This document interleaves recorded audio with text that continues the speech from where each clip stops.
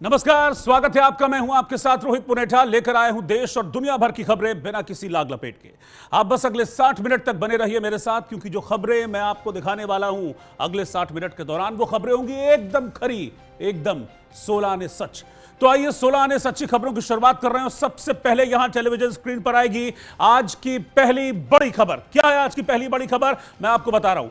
Iran ने Trump की हत्या के लिए एक नया प्लान तैयार कर लिया है। यह खुफिया इनपुट इजराइल की ओर से अमेरिका को दिया गया है और इसके बाद से ईरान को लेकर ट्रंप के तेवर वापस सख्त हो गए। वो ईरानी नेताओं को गंदा और शैतान बताने लगे हैं। पूरी खबर क्या है, कैसे ईरान में ट्रंप को मारे जाने के नारे लगे हैं, ट्रंप का पुतला फूंका गया है, एक तस्वीर आपको दिखाऊंगा। आज की दूसरी बड़ी खबर, बांग्लादेश की पूर्व प्रधानमंत्री शेख हसीना ने कहा है कि वो दिसंबर में भारत से बांग्लादेश वापस लौट जाएंगी और वहां जाकर कोर्ट में सरेंडर कर देंगी। उन्होंने कहा कि उनके साथ आवामी लीग के कई सीनियर नेता भी बांग्लादेश लौटेंगे, आत्मसमर्पण करेंगे। हसीना ने कहा कि हत्या हो जाए तो भी मंजूर है, लेकिन मैं देश की मिट्टी में मरना चाहती हूं। कहते हैं कि जो किस्मत में लिखा है उसे कोई छीन नहीं सकता। यह आज की तीसरी बड़ी खबर है। अभिषेक कुमार बंटी माता पिता का आशीर्वाद लेकर बांकीपुर से नामांकन भरने निकले थे। आज उन्हें अपनी उम्मीदवारी वापस लेनी पड़ गई। अब बीजेपी ने युवा नीरज कुमार को अपना नया कैंडिडेट बना दिया। सवाल यह है कि आखिरकार क्यों कैंडिडेट बदलना पड़ा, प्रत्याशी को बदलने की इनसाइड स्टोरी क्या है, यह मैं आपको आज दिखाने वाला हूं। अब आपकी चौथी बड़ी खबर आज की, आज देख लीजिए। बॉलीवुड अभिनेता राजपाल यादव के चेक बाउंस मामले में दिल्ली हाईकोर्ट ने ट्रायल कोर्ट के फैसले को बरकरार रखा है। कोर्ट ने उन्हें 3 महीने की जेल की सजा सुनाई। जस्टिस स्वर्णकांता ने अफसरों से राजपाल को जेल भेजने के लिए कहा है। इसके अलावा 7 करोड़ 35 लाख चुकाने होंगे, वो अलग। हाईकोर्ट ने कहा है कि कानून को फिल्मी ड्रामा न समझा जाए।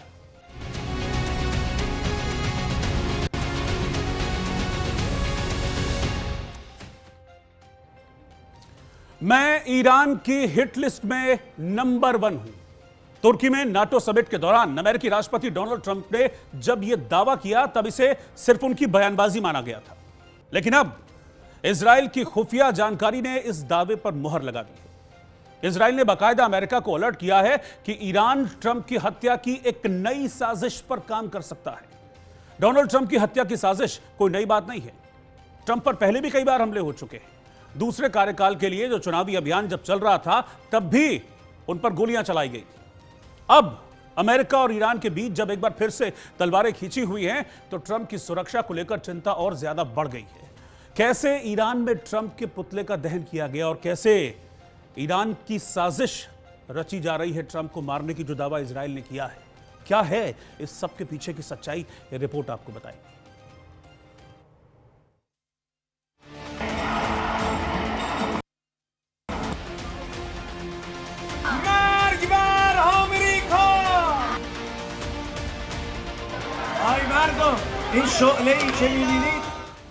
खामेनेई की अंतिम यात्रा, ट्रंप का पुतला आग के हवाले।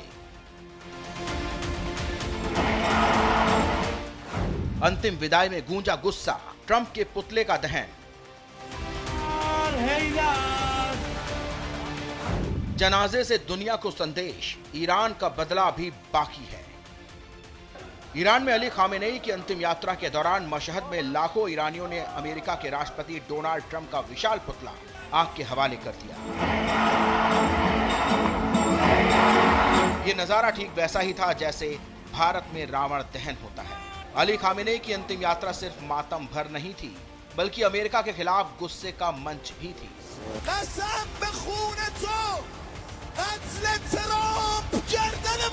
लाखों लोगों की मौजूदगी में डोनाल्ड ट्रंप का विशाल पुतला जलाया गया। भीड़ ने अमेरिका विरोधी नारे लगाए, पोस्टर फहराए।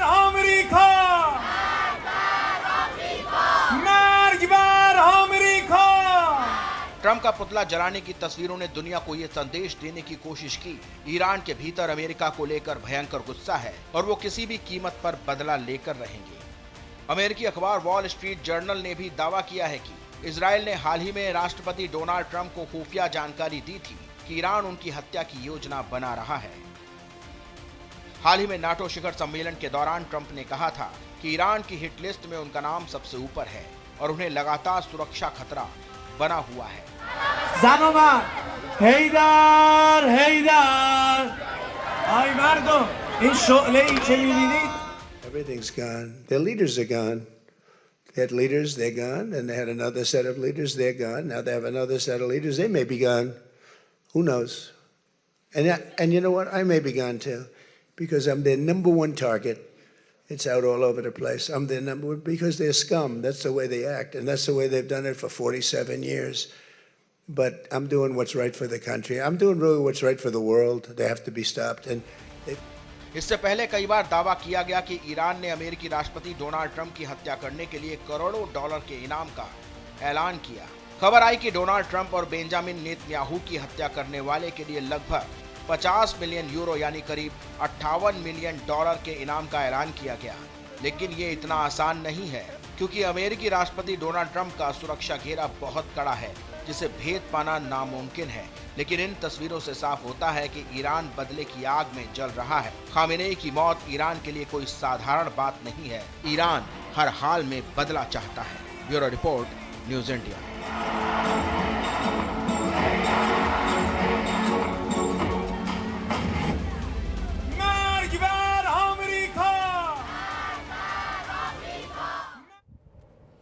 तो ईरान ने बेहद चौंकाने वाला इनपुट दिया है इजराइल ने, और यह कह रहा है कि ईरान ट्रंप की हत्या करवा सकता है, उसकी साजिश रह सकता है।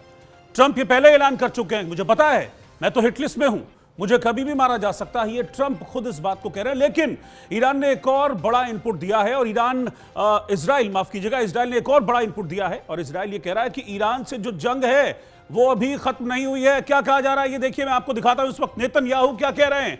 नेतन्याहू कहते हैं, सीधे तौर पर चेतावनी दे रहे हैं, ईरान के साथ अभी जंग खत्म नहीं हुई है। और डोनाल्ड ट्रंप भी ये कह रहे हैं कि अभी तो इसकी शुरुआत है, अभी ये खत्म नहीं हुई है, अभी इसको हम आरंभ कर रहे हैं, अंत करना बाकी है। और अब उनको बैक कर रहे हैं बेंजामिन नेतन्याहू। आने वाले दिनों में नई चुनौतियां सामने आ सकती हैं, यानी कि वो इजराइल की फोर्स को, आईडीएफ को कह रहे हैं कि तुम तैयार रहो, क्योंकि ईरान से जंग लंबी चलने वाली है, अभी तो शुरुआत भर हुई है इस जंग की। वो कह रहे हैं आने वाले दिनों में हमें नई चुनौतियों का सामना करना पड़ सकता है, हम किसी भी कीमत पर ईरान को परमाणु हथियार हासिल नहीं करने देंगे। और आप समझिए कि ये जो पॉइंट है, इसी बात की सारी लड़ाई है। अमेरिका भी ये कह रहा है कि हम ईरान को परमाणु हथियार किसी भी कीमत पर हासिल नहीं करने देंगे। और नेतन्याहू ने एक बार फिर से कहा है, जंग खत्म नहीं हुई है। जंग क्यों खत्म नहीं हुई है? क्योंकि जंग शुरू ही इस बात पर हुई थी कि ईरान परमाणु हथियार नहीं बनाएगा, ईरान यूरेनियम को इतना एनरिच नहीं करेगा कि वो परमाणु हथियार बना ले। और अब भी वही धमकी दे रहे हैं नेतन्याहू। आगे क्या कह रहे हैं वो देखिए, चाहे कोई समझौता हो या ना हो, यानी कि बिल्कुल क्लियर है कि जो पीस डील टूटी है वो क्यों टूटी है। वो इसीलिए, चाहे कोई समझौता हो या कोई समझौता ना हो, लेकिन ईरान को हम परमाणु हथियार नहीं बनाने देंगे। दो मेजर पॉइंट्स थे जिस पर शांति वार्ता की बात हो रही थी।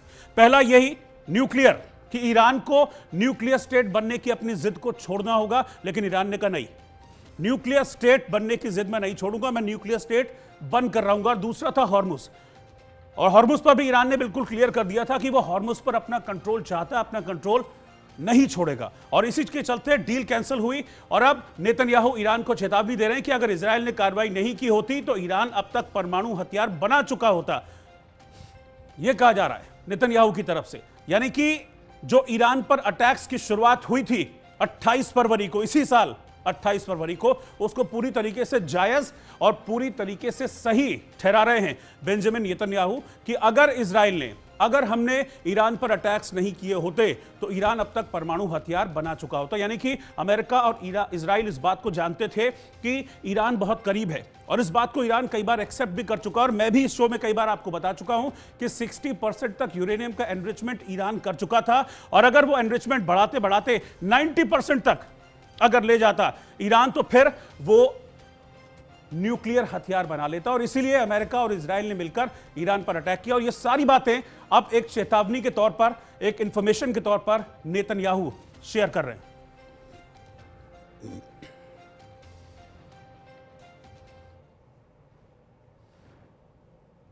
और अब बात करते हैं मुस्तबा खामनेई की। मुस्तबा खामनेई को लेकर कई तरह की थ्योरीज चल रही हैं, क्योंकि जब अयातुल्लाह अली खामनेई पर अटैक हुआ था, जब अयातुल्लाह अली खामनेई पर हमला हुआ था और 28 फरवरी को अमेरिका के अटैक में वो मारे गए थे, तो उसके बाद मुस्तबा खामनेई को ईरान का सुप्रीम लीडर बनाया गया, और उसके बाद मुस्तबा पर भी हमले हुए। और फिर एकदम से कहते हैं ना भूमिगत अंडरग्राउंड हो गए थे मुस्तफा खामनेई, और उसके बाद पब्लिक अपीयरेंस उनकी नजर नहीं आई। शुरू में यह खबर सामने आई कि भाई मुस्तफा खामनेई भी मारे गए हैं, लेकिन उसके बाद एक इंफॉर्मेशन यह आती है कि नहीं, वो मारे नहीं गए हैं, वो कोमा में है, अस्पताल में, उनका इलाज चल रहा है। लेकिन पब्लिक अपीयरेंस में कहीं भी मुस्तफा खामनेई नजर नहीं आया। लेकिन अब जो जानकारी मिल रही है, कल होने वाली जो शोक सभा है उसकी अगुवाई मुस्तफा खामनेई करेंगे। यानी कि मुस्तफा खामनेई अपने पिता की मौत के बाद, अपने पिता की हत्या के बाद पहली बार लाइव होने जा रहे हैं। क्या वाकई में ऐसा होगा? यह रिपोर्ट देखिए आप।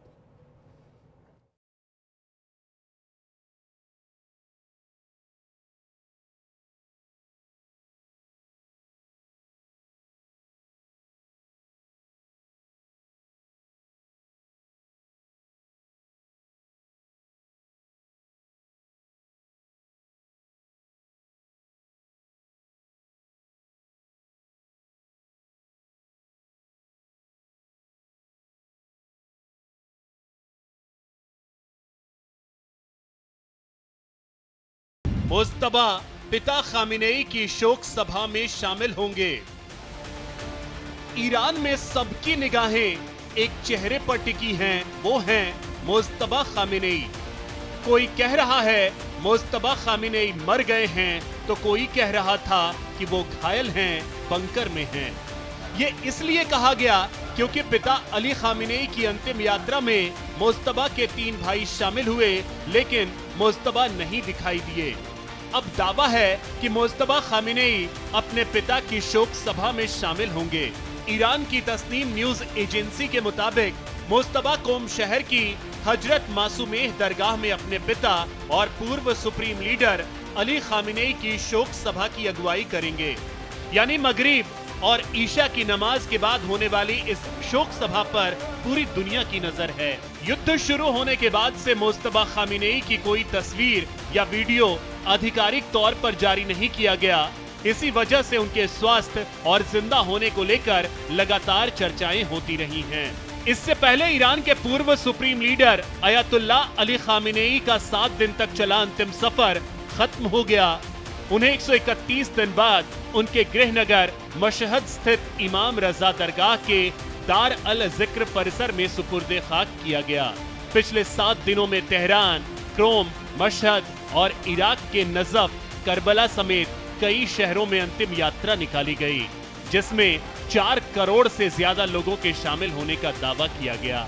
खामिनेई को उनकी पोती, दामाद, बेटी और उनके बेटे मुस्तबा खामिनेई की पत्नी जहरा हद्दाद अदेल के ठीक बगल में दफनाया गया। खामिनेई 1989 से 28 फरवरी 2026 को अपनी मौत तक ईरान के सर्वोच्च नेता रहे। अयातुल्लाह अली खामिनेई अमेरिका और इजराइल के ऑपरेशन इपिक फ्यूरी के दौरान मारे गए थे। खामिनेई की अंतिम विदाई के दौरान जिस शख्स की सबसे ज्यादा चर्चा रही वो थे मुस्तबा, लेकिन वो अंतिम संस्कार में भी नजर नहीं आए। अब क्या ईरान की तस्नीम न्यूज एजेंसी का दावा सही साबित होगा? क्या मुस्तबा दुनिया को अपने जिंदा होने का लाइव सबूत देने जा रहे हैं? क्या मुस्तबा ईरान की आखिरी उम्मीद हैं? देखने वाली बात होगी। Bureau report, news India.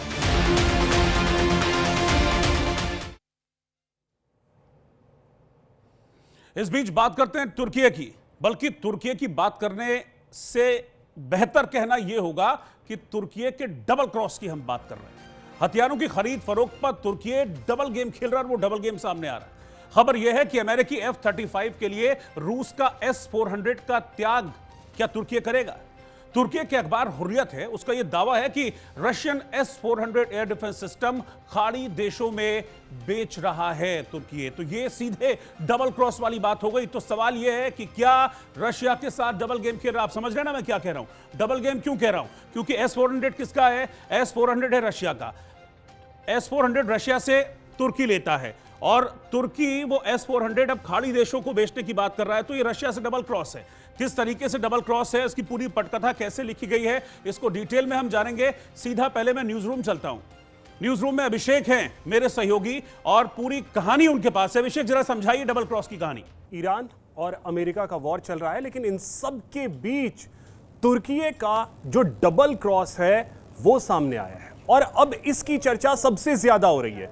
कैसे तुर्की डबल क्रॉस कर रहा है, जरा हम इसको ग्राफिक्स के जरिए समझाने की कोशिश करेंगे और एक एक चीज विस्तार से हम अपने दर्शकों को बताएंगे कि कैसे ये डबल क्रॉस कर रहा है तुर्की। सबसे बड़ी बात है, इस चेहरे को याद रखने की जरूरत है। इस चेहरे को, कारण यह है कि हथियारों पर तुर्की ने जो बड़ा डबल गेम किया है वो ये है कि अमेरिका का F-35 है और अब ये चाहता है कि तुर्की को मिल जाए, और इसके एवज में रशिया का S-400 इसे त्यागने के लिए तुर्की तैयार हो गया है। मतलब आप अंदाजा लगाइए कि एक डिफेंस सिस्टम S-400 जो चर्चा में आया और जबरदस्त तरीके से चर्चा में रहा है, कब से? ऑपरेशन सिंदूर जब भारत ने किया उसके बाद से जबरदस्त तरीके से यह चर्चा में रहा, और ये S-400 जो है वो अब कहां देना चाहता है तुर्की, इसके बारे में सबसे पहले हम अपने दर्शकों को बताते हैं। अब देखिए, ये जो डिफेंस सिस्टम है ये खाड़ी देशों को बेचना चाहता है। तुर्की का ये डबल गेम खाड़ी देशों को बेचना चाहता है। S-400 डिफेंस सिस्टम ये रशिया का है। बार बार ये याद दिलाने की जरूरत है कि ये डिफेंस सिस्टम जो है वो रशिया का है, और अब इसका खरीदार या तो UAE या कतर हो सकता है। और ये हुर्रियत जो अखबार है उसका दावा है, ये तुर्की के अखबार का दावा है कि खरीदार या तो UAE या कतर, ये दोनों देश इसे खरीद सकते हैं। अब इसको थोड़ा सा और विस्तार से समझने की कोशिश करते हैं। कारण यह है कि लड़ाई जो चल रही है वो मिडिल ईस्ट में, और मिडिल ईस्ट में जो जंग है वहां ईरान अटैक कर रहा है UAE पर भी और कतर पर भी। ईरान के पास हथियार किसके? बताया जा रहा है कि रशिया के ही हथियार, यानी रशिया के हथियार से अटैक हो रहा है इन देशों पे।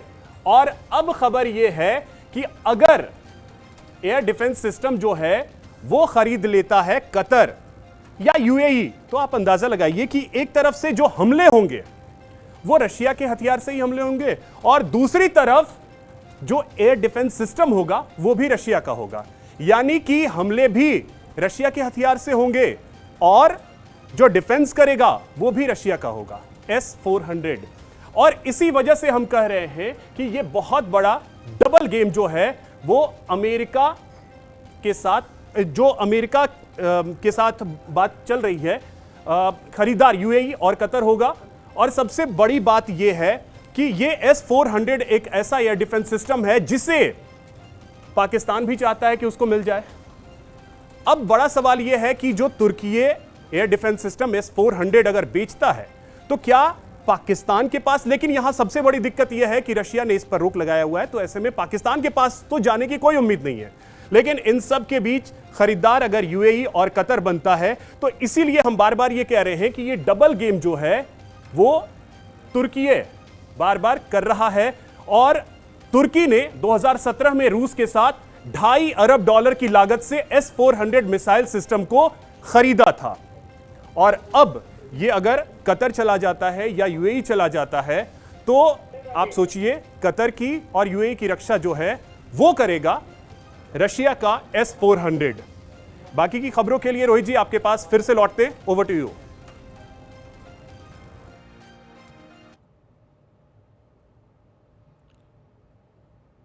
बिल्कुल अभिषेक, मैंने अच्छे से समझा कि ये पूरा का पूरा गेम प्लान क्या है, और ये पूरा का पूरा गेम प्लान देखिए कितनी बारीकी से इसको तैयार किया गया है। और इसमें सबसे बड़े खलनायक इस पूरे गेम प्लान में अगर कोई शख्स हैं तो वो हैं एर्दोगन। और एर्दोगन इस डबल गेम की, कहते हैं ना कि बीच की कड़ी है। लेकिन इस बीच वापस मैं लौट रहा हूं अमेरिका और ईरान की जंग की खबरों के बीच। और इस वक्त की ब्रेकिंग न्यूज यहां आपके सामने आएगी। इस वक्त की बड़ी खबर वॉर जोन से निकल कर क्या आ रही है, जरा उस पर एक नजर डालते हैं। बड़ी खबर यह है कि US ईरान के हमलों के बीच कच्चे तेल की कीमतों में गिरावट है। यह अच्छी खबर भी है, यह अच्छी खबर है, क्योंकि लगातार जब हमले हो रहे हैं तो इन हमलों के बीच में जो क्रूड ऑयल है उसकी कीमत बढ़ती है, लेकिन यहां पर गिर रही है। WTI क्रूड ऑयल की कीमत $72.04 प्रति बैरल पर आ गई है। और इसके अलावा जो दूसरा होता है, दो तरह के क्रूड ऑयल होते हैं, एक होता है ब्रेंट क्रूड ऑयल, एक होता है WTI क्रूड ऑयल। पहले आप ब्रेकिंग देखिए, फिर दोनों के बीच का एक छोटा सा अंतर मैं आपको समझा दूंगा। क्या होता है? ब्रेंट क्रूड ऑयल की कीमत 76 रुपए 24 पैसे डॉलर प्रति बैरल आ गई है। 76.24 डॉलर पर बैरल आ गई है। अब इन दोनों में अंतर समझ लीजिए। हिंदुस्तान में हम जो यूज करते हैं, यानी कि यूरोप में, इसके अलावा एशिया में जो यूज होता है जो क्रूड ऑयल, वो होता है ब्रेंट क्रूड ऑयल, यानी कि यहां का जो स्टैंडर्ड है वो ब्रेंट क्रूड ऑयल है। और WTI क्रूड ऑयल वो होता है जो कि जिसके स्टैंडर्ड्स जो हैं अमेरिका में है, यानी कि जो अमेरिका से तेल उत्पादित होता है उसको WTI बोलते हैं। फिलहाल राहत की बात यह है, अच्छी खबर यह है कि इन दोनों के दामों में गिरावट देखी गई है। ब्रेंट क्रूड ऑयल के दाम भी कम हुए हैं और WTI क्रूड ऑयल के दाम भी कम हुए हैं। लेकिन सवाल यहां पर यह है कि क्या यह स्टेबल रहेगा? इंपॉर्टेंट स्टेबिलिटी की है कि अगर स्टेबल रहा तो ठीक है, लेकिन अगर ये जंग बढ़ेगी तो आई एम श्योर ये दाम स्टेबल रहने वाले नहीं है, ये दाम बढ़ेंगे। क्योंकि पिछले दिनों मैंने आपको एक चार्ट दिखाया था कि कैसे जब जंग शुरू हुई तो जंग शुरू होने के बाद हर 10 दिन 15 दिन महीने भर में कैसे जो रेट हैं वो शूट करते गए थे और $100 को $140 पर बैरल क्रॉस कर गए थे। तो उस वक्त, अभी 2 महीने पुराने रेट की बात कर रहा हूं, तब $140 पर बैरल के आसपास था। फिलहाल ब्रेंट और WTI दोनों के दामों में गिरावट आ गई है। एक का रेट $76 और दूसरे का $72 पर बैरल है।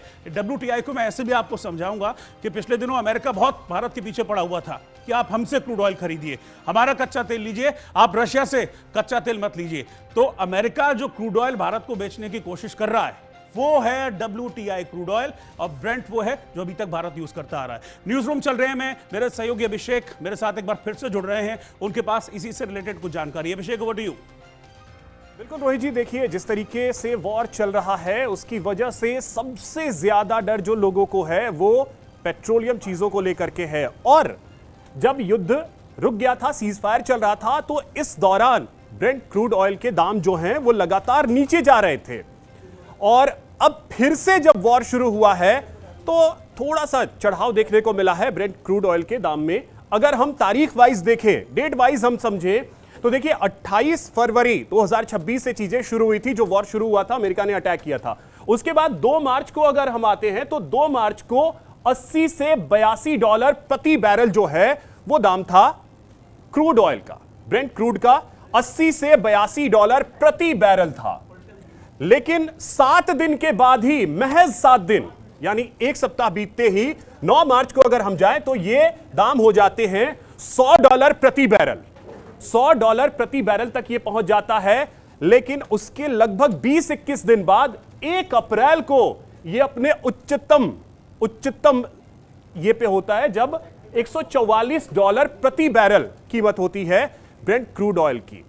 लेकिन जब वॉर रुका, यानी जब सीज फायर हुआ, डोनाल्ड ट्रंप और ईरान के बीच जब सीज फायर होता है, उसके बाद 144 से ड्रॉप होते हुए ये सीधे जून के लास्ट में $73 यानी बिल्कुल आधे पर आ जाता है, यानी $144 प्रति बैरल। और वहां से गिर करके लगभग 50% की गिरावट जो है वो देखी गई, जिसकी वजह से जून के लास्ट में $73 प्रति बैरल के हिसाब से जो क्रूड ऑयल है, ब्रेंट क्रूड, वो मिलना शुरू होता है।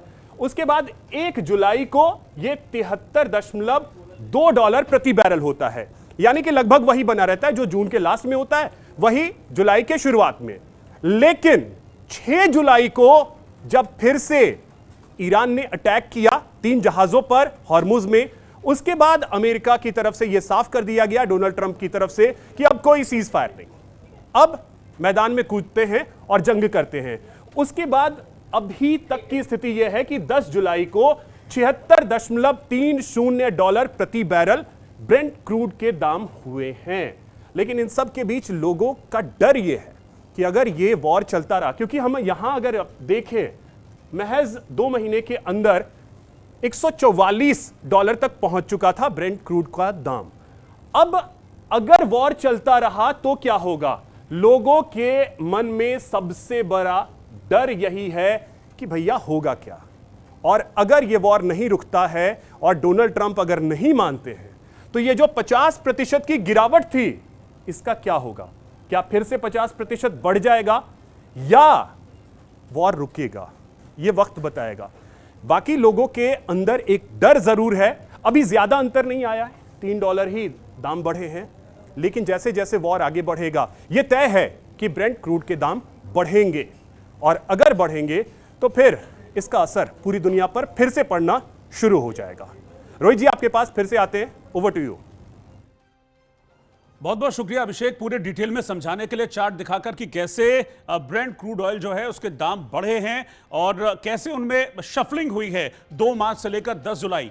10 जुलाई मतलब आज की डेट, आज 10 जुलाई है, हम 10 जुलाई में खड़े हैं, तो $76.30 पर बैरल रेट है। लेकिन ये बढ़ेगा रेट, ये आप इस चीज को बिल्कुल सही मान लीजिए कि रेट बढ़ेगा, क्योंकि अमेरिका और इजराइल दोनों एक बार फिर से जंग का ऐलान कर चुके हैं। लेकिन इस बीच एक ब्रेकिंग न्यूज यहां से आ रही है, यहां पर इस वक्त की बड़ी खबर आएगी और इस वक्त की ब्रेकिंग न्यूज कहां से आ रही है? सोनीपत के कुंडली से आ रही है। आग का तांडव, जबरदस्त आग लगी है सोनीपत के कुंडली में, इंडस्ट्रियल एरिया की फैक्ट्री में यह भीषण आग लगी है। ये देखिए आग की तस्वीरें मैं आपको दिखा रहा हूं, ये सोनीपत का इंडस्ट्रियल एरिया जहां पर फैक्ट्री थी, फैक्ट्री में आग लगी और उसके बाद जबरदस्त काला धुआं जिसने पूरे आसमान को काला कर दिया। घंटों तक की सिचुएशन, ये स्थिति बनी रही है। इस वक्त की ब्रेकिंग न्यूज, बड़ी खबर, सोनीपत के कुंडली में यह फैक्ट्री है जिसमें आग लगी है और आग लगते ही पूरा भरभरा कर पूरी फैक्ट्री को आग ने अपनी चपेट में ले लिया। सोनीपत के कुंडली का इंडस्ट्रियल एरिया था जहां पर आग लगी है। फैक्ट्री के अंदर इलेक्ट्रॉनिक सामान बनाने का काम होता था, जो जानकारी मिल रही है।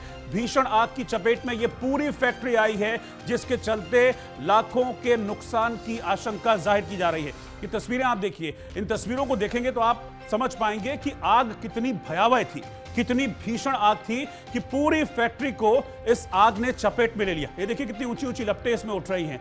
फायर ब्रिगेड पहुंची, जब तक आग को बुझाने की कोशिश की जाती, जबरदस्त नुकसान हो चुका था। आप देखिए इलेक्ट्रॉनिक सामान बनाने की फैक्ट्री थी, तो इलेक्ट्रॉनिक सामान में कई बार प्लास्टिक वगैरह का भी यूज होता है, यानी कि ये ज्वलनशील होते हैं और आग को बड़ी तेजी से सपोर्ट करते हैं। तो उसी का नतीजा है कि इतनी बड़ी आग ये लगी।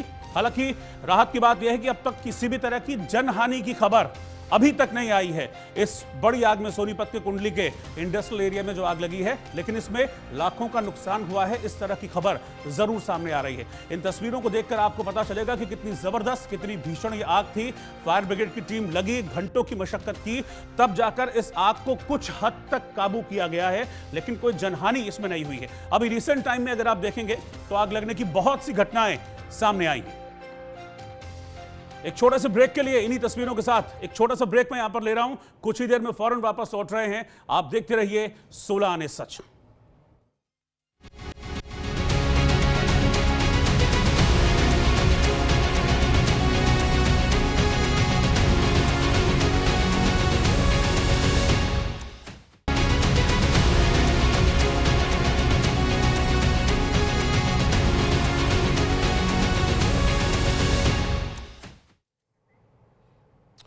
दुनिया में मां और बच्चे के रिश्ते को सबसे पवित्र रिश्ता माना जाता है और कहते हैं कि जो मां है उसका दर्जा भगवान से भी ऊपर होता है। लेकिन जयपुर की एक लड़की ने अपनी मां के साथ ऐसी हरकत की कि सुनने वाले हैरान हैं कि कोई बेटी ऐसी भी हो सकती है। जानते हैं क्या किया इस लड़की ने? इस लड़की ने अपनी मां के खून से हाथ रंग लिए। इस लड़की ने साजिश रची अपने बाकी रिश्तेदारों के साथ मिलकर, और वो साजिश थी अपनी मां को मौत के मुंह में पहुंचाने की, और वो इस साजिश में कामयाब हो गई। और जानते हैं क्यों अपनी मां की हत्या में ये लड़की शामिल थी? सिर्फ प्रॉपर्टी के लिए, सरकारी नौकरी के लिए, क्योंकि इस लड़की के पिता की मौत हो गई थी। पिता सरकारी नौकर थे। पिता की मौत के बाद मां को अनुकंपा नियुक्ति के तहत नौकरी मिली थी, लेकिन इस बेटी की नजर अपनी मां की नौकरी पर थी, और फिर इस बेटी की नजर इसकी मां को ले डूबी।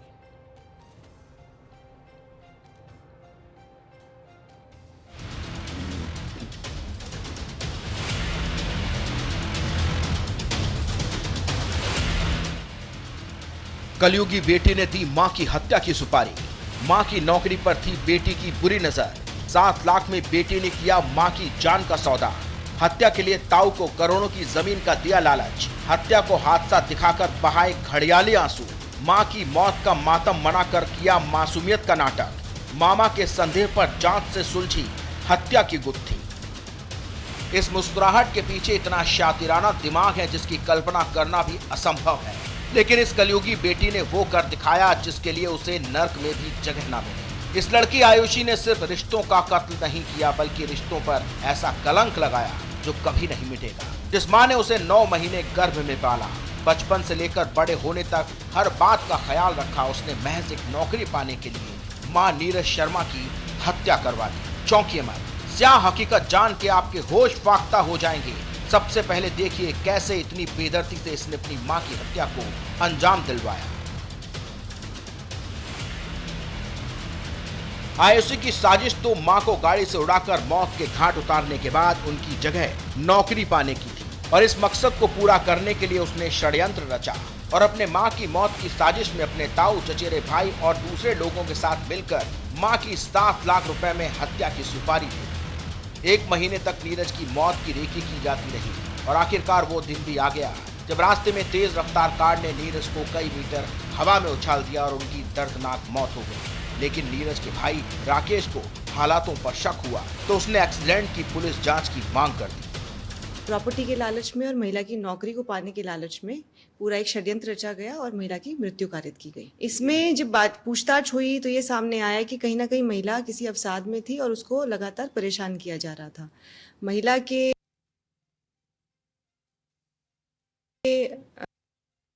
जो हस्बैंड थे उनकी 1 वर्ष पूर्व उनका देहांत हो गया। उनकी एवज में नौकरी महिला को मिली थी। अब उसी नौकरी को पाने के लिए उनकी बेटी और जो जेठ हैं उन्होंने उनकी प्रॉपर्टी के लिए ये एक षड्यंत्र रचा, जिसमें सामने आया कि कुछ लड़कों को बाहर से बुलाया गया जिन्होंने यहाँ पर रुककर काफ़ी लंबे समय तक रेकी की और उसके बाद में 4 तारीख को इस घटना को अंजाम दिया। इसमें 7 लोग गिरफ्तार हो चुके हैं, जिसमें महिला की बेटी, उसके जेठ शामिल हैं और बाकी जो इसमें षड्यंत्र में शामिल बाहर के लोग थे वो हैं। और अभी एक जो बलराम है जेठ का लड़का, वो अभी फरार है। पुलिस ने आसपास के 100 से ज्यादा सीसीटीवी फुटेज जुटाए। टक्कर जानबूझकर मारे जाने के कई सबूत मिले।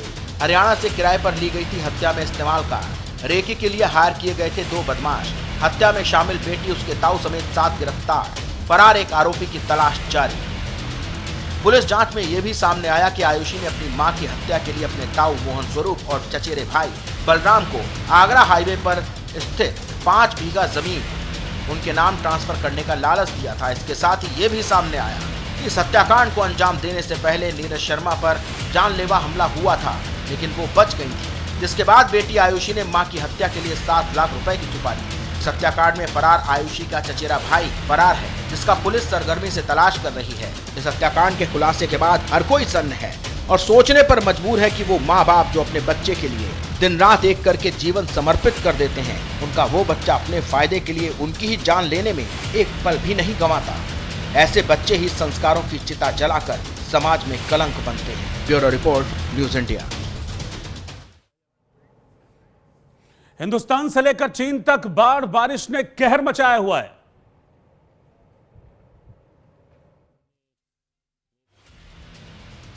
चीन में बारिश और बाढ़ ने ऐसा कहर बरपाया है कि अब लोगों के सामने एक नया खतरा खड़ा हो गया है। बाढ़ के पानी के बीच गुआंगशी इलाके में सैकड़ों सांप सड़कों और रिहायशी इलाकों में पहुंच गए हैं।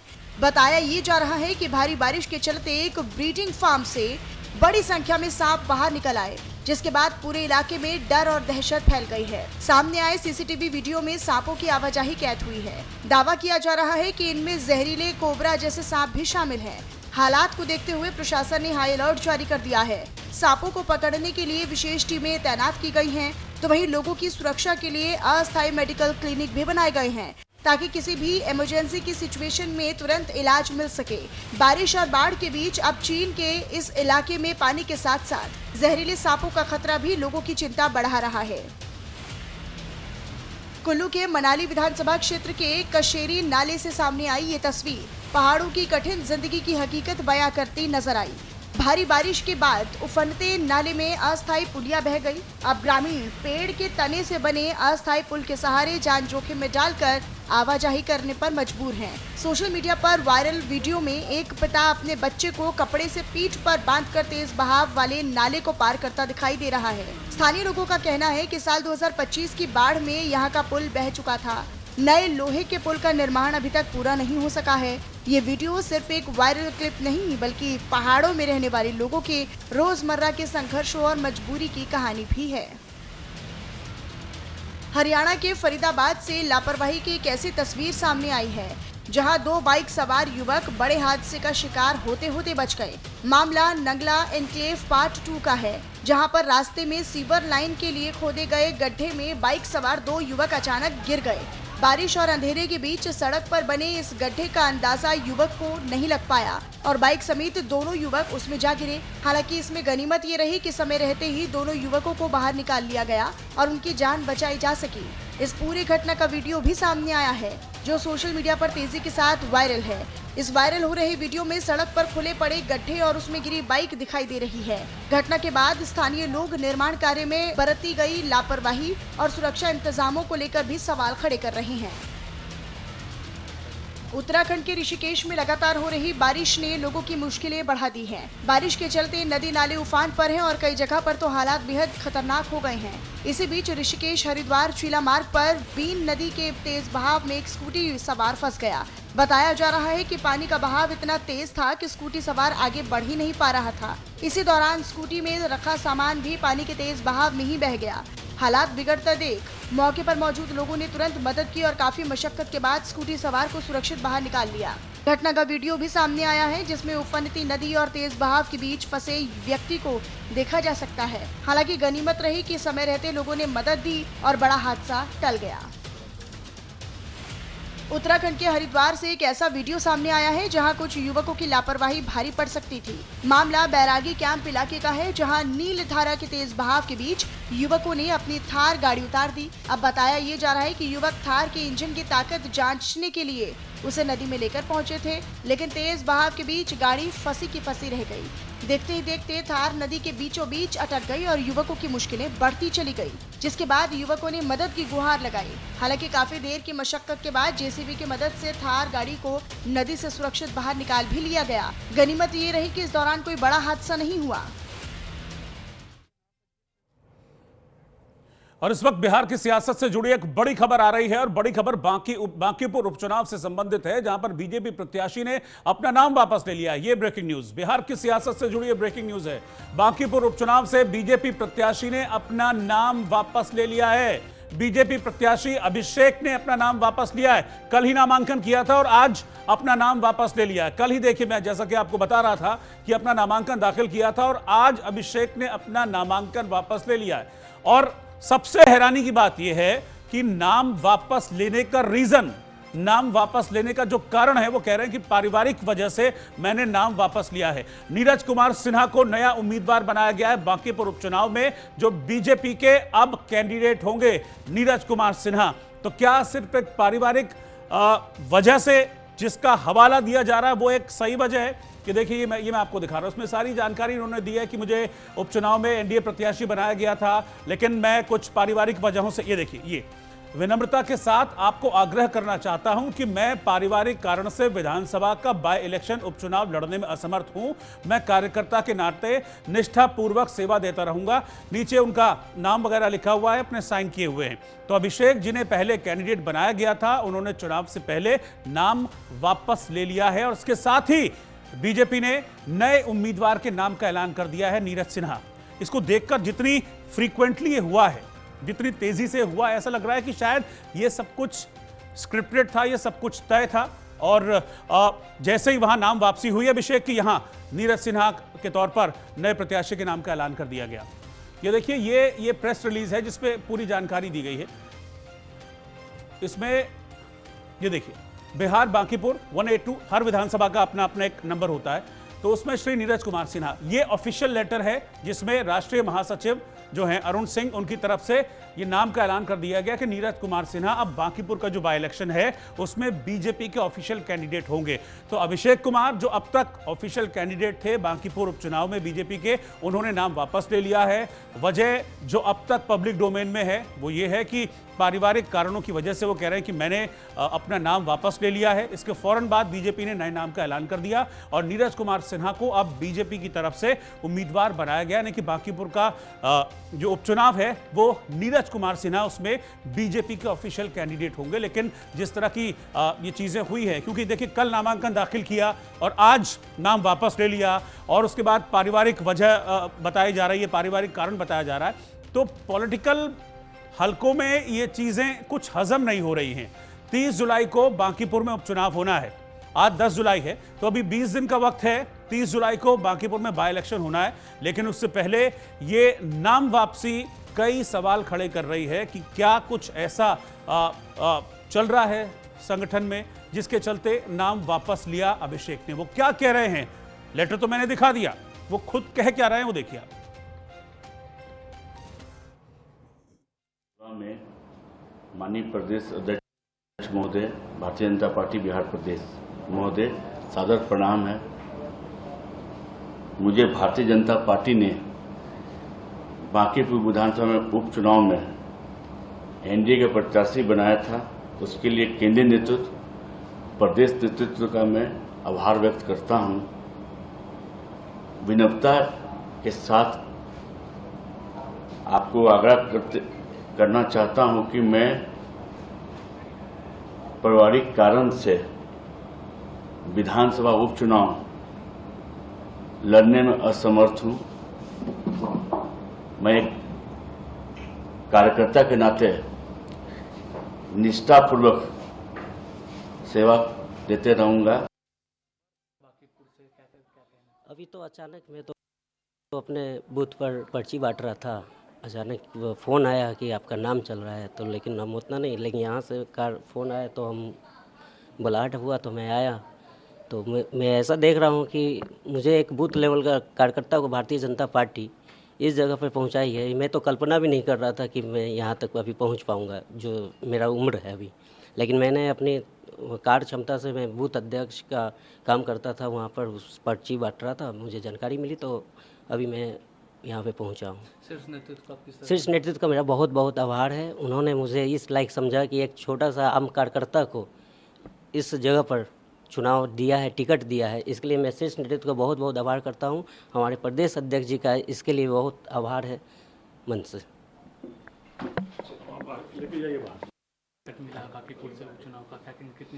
मुझे बहुत खुशी हो रही है। इसके लिए मैं शीर्ष नेतृत्व और प्रदेश अध्यक्ष जी और राष्ट्रीय अध्यक्ष हमारे नितिन नवीन जी का बहुत बहुत आभार है, और अमित शाह जी और नरेंद्र मोदी जी जैसे इतने अच्छे नेता जो एक बूथ अध्यक्ष से लेकर के जमीनी कार्यकर्ता को यहाँ एमएलए तक के टिकट देने के लिए यहाँ से होते हैं, और लोगों की तरह नहीं, एक बूथ लेवल के लोगों को इस जगह तक पहुंचा दिया है। इसके लिए उन सभी लोगों का शीर्ष नेतृत्व का आभार है।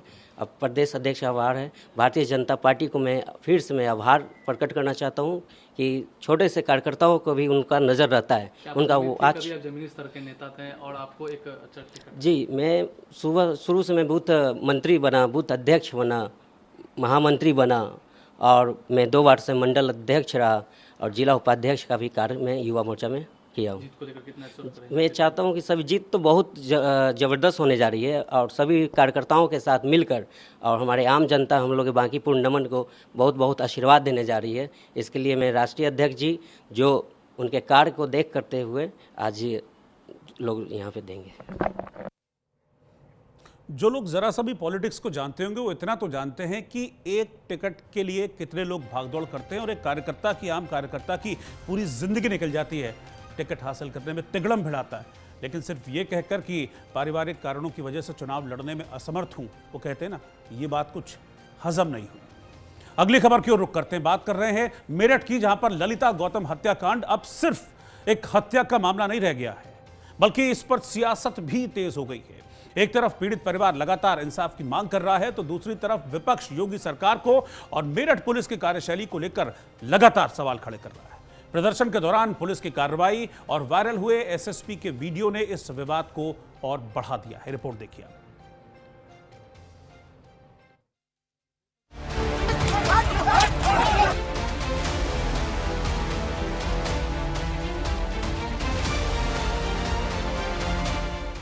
तारीख 8 जुलाई 2026 की ये वो तस्वीरें हैं जिनको लेकर अब नया मोड़ देखने को मिल रहा है।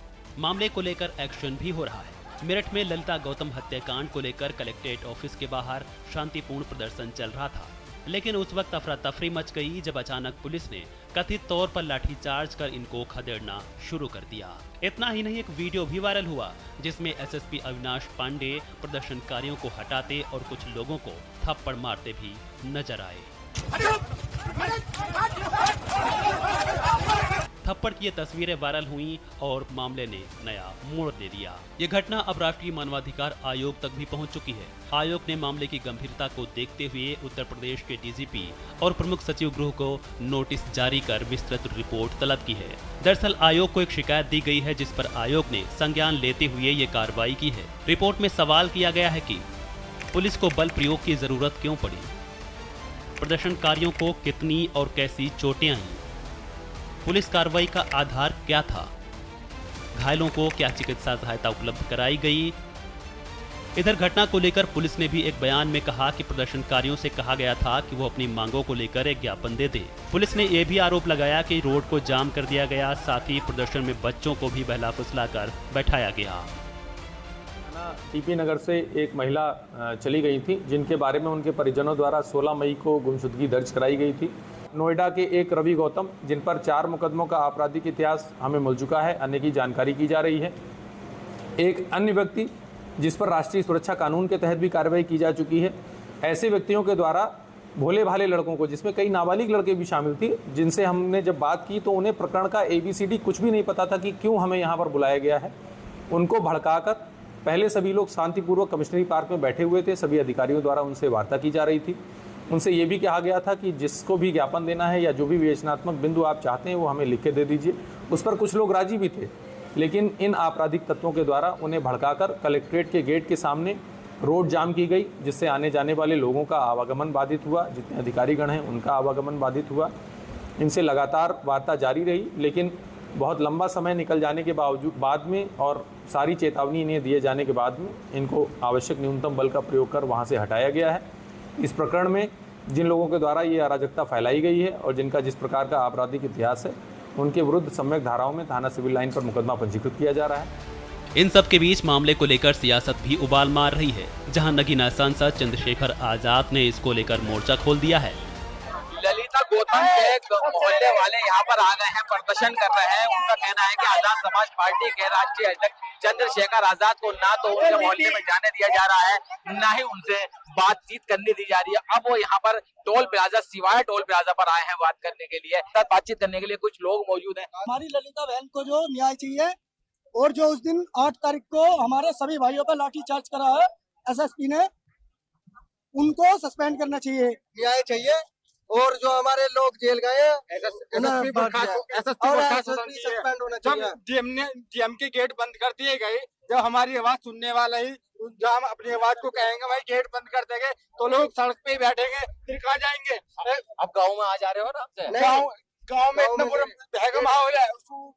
लड़की वालों के परिवार वालों को तो पुलिस प्रशासन को दबाव डाल रहे हैं। एक बात, जो SSP है इस तरह का काम करेगा, जो मतलब जो हमारे लोगों की आवाज उठा रहे हैं उनको हफ्ते मारेगा। ठीक है, देखिए ये वो लोग हैं जो उस दिन धरने प्रदर्शन पर भी मौजूद थे, और कुछ गांव वाले भी हैं। इन लोगों का कहना साफ साफ यह है कि ना तो गांव में आने दिया जा रहा है, ना गांव में जाने दिया जा रहा है, ना ही किसी जनप्रतिनिधि को मिलने दिया जा रहा है। देखने वाली बात यह होगी कि आखिरकार इनकी मांगे कब पूरी होंगी और मांगे कब मानी जाएगी। न्यूज़ इंडिया के लिए मेरठ से सलमान।